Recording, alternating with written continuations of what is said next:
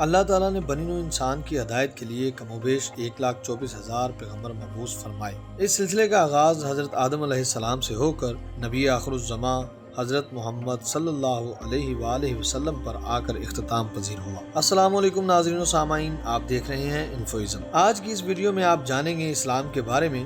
اسلام آسمانی دین ہے جو ایک مکمل ضابطہ حیات ہے، یعنی اسلام زندگی کے تمام اصول و ضوابط کا احاطہ کیے ہوئے ہے۔ اگر تاریخ میں 1400 سال پہلے کا سفر کریں تو عرب میں ایک ایسا معاشرہ نظر آتا ہے جس میں زمانے کی تمام برائیاں یعنی جوا، شراب نوشی، زنا، قتل و غارت عام تھیں۔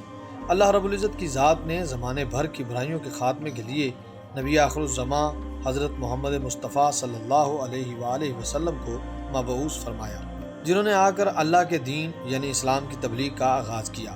بات کریں اگر اسلام کے بنیادی عقائد کی تو وہ یہ ہیں، یعنی اللہ پر ایمان، نبیوں پر ایمان، فرشتوں پر ایمان، الہامی کتابوں پر ایمان اور آخرت پر ایمان۔ اسلام میں داخل ہونے کے لیے اللہ کی وحدانیت کا اقرار اور نبی اکرم صلی اللہ علیہ وآلہ وسلم کو اللہ کا آخری نبی ماننا ضروری ہے۔ نبی اکرم کو اگر کوئی آخری نبی نہیں مانتا تو وہ قادیانیوں کی طرح دائرہ اسلام سے خارج ہے، کیونکہ اللہ تعالیٰ نے قرآن مجید میں فرمایا ہے ما کان محمد ابا احد الرجالکم ولکن رسول اللہ وخاتم النبیین، یعنی محمد صلی اللہ علیہ وآلہ وسلم مردوں میں سے کسی کے باپ نہیں، صرف وہ ختم رسل ہیں۔ الہامی کتابوں زبور، توراۃ، انجیل اور قرآن مجید سب پر ایمان لانا لازمی ہے۔ فرشتے اللہ تعالیٰ کی نورانی مخلوق ہیں۔ بات کریں اگر آخرت پر ایمان کی تو وہ مرنے کے بعد کی زندگی ہے۔ انسان مرنے کے بعد دوبارہ زندہ کیا جائے گا اور اللہ کے سامنے پیش کیا جائے گا، جہاں اس کی زندگی بھر کے اعمال کا حساب و کتاب ہوگا۔ انسانی حقوق کے تحفظ کا چارٹر سب سے پہلے خطبہ حجۃ الوداع میں حضرت محمد صلی اللہ علیہ وآلہ وسلم نے پیش کیا۔ ذات پات، رنگ و نسل کا خاتمہ کر کے برابری کا درس دیا۔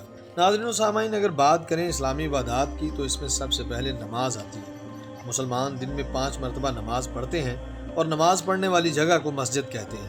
نماز کے بعد اہم عبادت روزہ ہے۔ مسلمان پورے سال میں 1 مہینہ روزہ رکھتے ہیں، اس مہینے کو رمضان کہتے ہیں۔ رمضان کو اسلامی مہینوں میں خاص اہمیت حاصل ہے۔ روزہ ایک بدنی عبادت ہے۔ روزہ رکھنے سے تقوی حاصل ہوتا ہے اور گناہوں سے چھٹکارا ملتا ہے۔ روزے کے بعد جو اہم عبادت ہے وہ زکوٰۃ ہے۔ زکوٰۃ ایک مالی عبادت ہے۔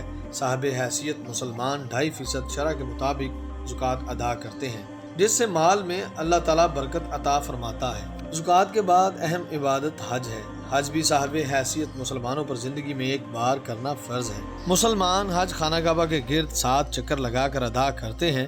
حج حضرت ابراہیم علیہ السلام اور اسماعیل علیہ السلام کی قربانی کی ایک یاد ہے۔ یہ تمام عبادات مسلمانوں کے فرائض میں شامل ہیں۔